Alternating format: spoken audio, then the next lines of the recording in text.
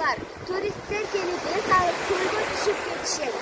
Бирок ошол барган жеринде ар кандай таштандыларды таштап кетиши мүмкүн. Ошондуктан белгилүү